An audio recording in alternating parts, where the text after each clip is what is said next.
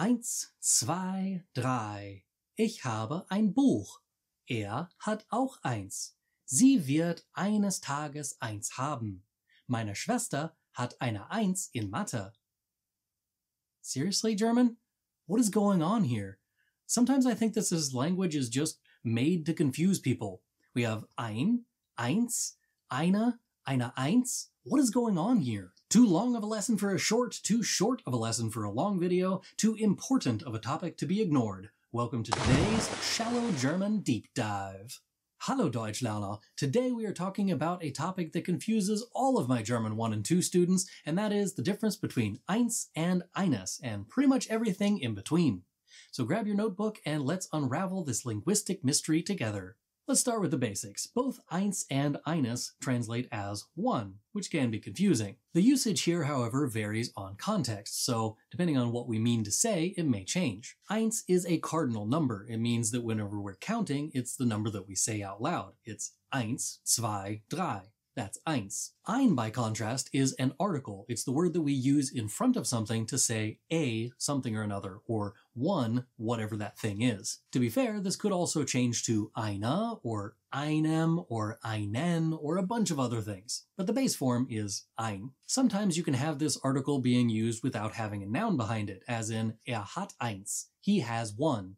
The one here is referring to something that we don't know what it is, and so we just said eins as a pronoun. The endings that we use at the end of the word ein in German are dictated by the gender of the noun that they describe. This also changes because of the case in which they are used, or the way in which the noun is being used within the sentence. There's also the option to drop the noun out of the sentence entirely and use eins as some sort of pronoun. This changes the ending on there sometimes too. If you're looking at grammatical charts, there are 4 different places to say eines and 2 to say eins. Masculine or neuter with or without a noun in the genitive case uses eines. That's those 4. The neuter nominative or accusative, whenever it does not have the noun after it, is eins, which is where we got those 2. Here's a list of indefinite articles that you would use when the noun is actually still there in the sentence. And here's a list of the ein words that you would use if we know the gender of the noun, but that noun is not written in the sentence. So let's get into some specific examples, because I have been incredibly vague so far. So when do we use eins? Wie viel Uhr ist es? Es ist eins. What time is it? It is at 1. Here we're using eins as a cardinal number. It's being used all by itself without any other things around it. Be careful, however, because if you were to say it is 1 o'clock, you would say es ist ein Uhr, in which case we lost the S again. Wie viele Pferde hast du? Ich habe eins. How many horses do you have? I have 1. This refers back to the neuter noun of Pferd, and since it's just one of them and the noun is not present, we say eins. Wer braucht das Arbeitsblatt? Ich habe schon eins. Who needs the worksheet? I already have one. This one refers back to the noun Arbeitsblatt, and as a result, uses eines. Again, there is no noun present in that sentence, so we just say eins. Sie hat fast immer eine Eins in der Schule. She almost always has a 1 in school. For the German grading system, 1 is the best grade that you can get, and a 6 is the worst grade that you can get, which means that a 1 is basically like having an A. If you have a 1 in German, you would have eine Eins.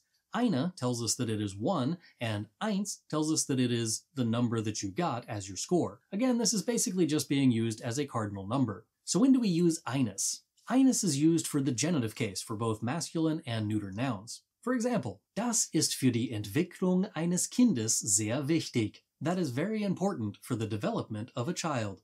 This one uses the genitive case with a neuter noun, Kind. As a result, we add es to the end of ein and also to the end of the noun, eines Kindes. Eines Tages kommt ein Prinz und rettet Rapunzel. One day a prince comes and rescues Rapunzel. This one uses the genitive case with a masculine noun and therefore says eines. This one uses the genitive case because it is a non-specific time.